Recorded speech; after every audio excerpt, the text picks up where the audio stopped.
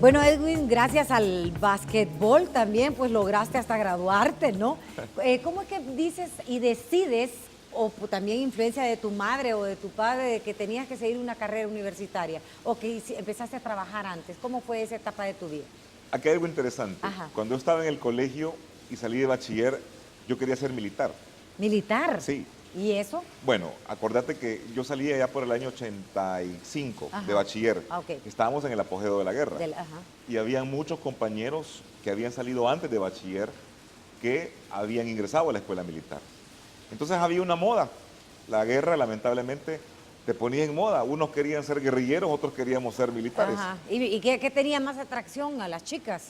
Bueno, yo honestamente Los dos quizás, usaban uniforme. Sí, los dos, pero quizás por inducción, Ajá. no por principio ideológico ni por alguna otra cosa, sino que por inducción de amigos, a mí me llamó la milicia la atención, pero eso no era para mí. Primero, no tenía la capacidad económica, en aquel entonces había que pagar un dote de 5,000 colones para poder ingresar a la escuela militar, y mi papá me decía, yo no te voy a mandar de carne de cañón, así que mejor ve qué otra cosa te gusta, pero yo no te voy a hacer. Era lógico, yo sabía que no iban a aprobar eso, pero yo tenía que conocerme a mí mismo y saber qué me gustaba para poder desarrollarme como tal. El que iba a trabajar en eso eras tú, así que tú tenías que decidir. Exactamente. Y había un elemento que quizás no lo había explotado mucho. En el colegio yo me caracterizaba por ser el que hablaba en público. ¿Era buen orador entonces? Exactamente. Yo era el que amenizaba las fiestas en el colegio, yo era el disc jockey de la fiesta. Ajá. Yo era ¿Eras el que cobraba la entrada también? Sobre todo. El que decidía qué señorita entraba y cuál no. ¿A quién le damos VIP y a quién no? Entonces, yo empecé a recapacitar en todo eso, y a mí me gustó mucho escuchar la radio. En aquel entonces estaba la Radio 10, Radio Teatro, 1080 comenzaba a salir, Femenina estaba en su mejor apogeo. Bueno, y Daniel tenía Rux. ya esa voz, me imagino también. No, para nada, para nada. Esto viene valor agregado más adelante. Uy, vamos a ver cuál es el secreto. Sí. Entonces, a mí me gustaba, yo jugaba de radio, jugaba de poner música.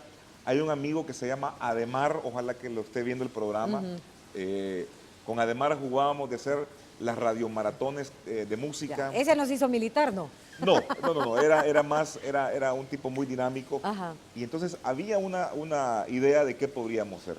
Yo tengo un tío que es periodista, ya lo conoces tú, se llama René Hurtado. Ah, cómo no, sí.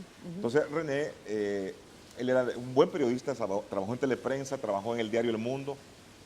Entonces René, vengo yo y me le acerco y le digo, mire tío, a mí me gustaría ser locutor. No le dije periodista, le dije, quiero ser locutor. ¿Y por qué? Me dijo, no sé, me gusta, creo que lo puedo desempeñar bien. ¿Y no te gustaría ser periodista? No, no sé, no me gustaría en ese momento.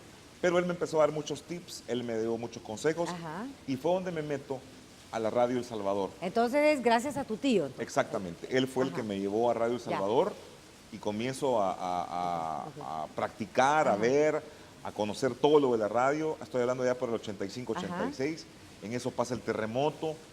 La gente de la radio me permite desarrollarme. Me dio el chancecito, como dicen. Tú conociste a alguien de la radio, a Leo Ramírez. Ah, claro que sí. Leonel Ramírez, a Osiris Ramírez, a Daniel González Choto, a Roldán Amaya. Toda esa fue la gente con la que yo comencé en la radio y que me ayudaron mucho. Fueron mis maestros primarios en ese sentido. ¿Y entonces de la radio saltaste luego a la televisión?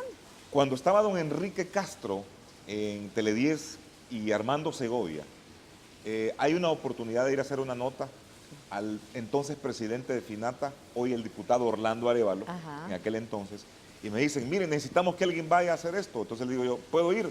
¿Vos trabajas en la radio? Sí, dale chance que vaya.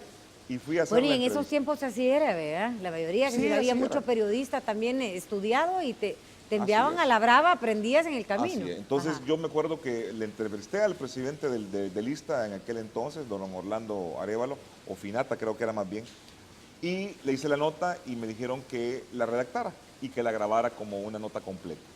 La hice, entonces ahí fue cuando... Pero atrevido también, siempre fuiste un hombre de retos, ¿o no? Bueno, si lo llamamos así, creo que cuando a uno le gusta algo, creo que lo va haciendo. Y lo hice, les pareció, y de la radio me pasé a Tele10.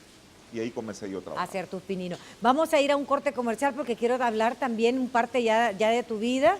Cuando es que te casas, ya tienes hijos, ¿verdad? Y todo. Abuelo, si no eres todavía, no, ¿verdad? me falta un poco. Ah, bueno, y que se tarden más todavía. Por favor. Así que vamos a hablar de esa etapa también de tu vida para conocerla. Vamos a ir al corte, pero ya regresamos.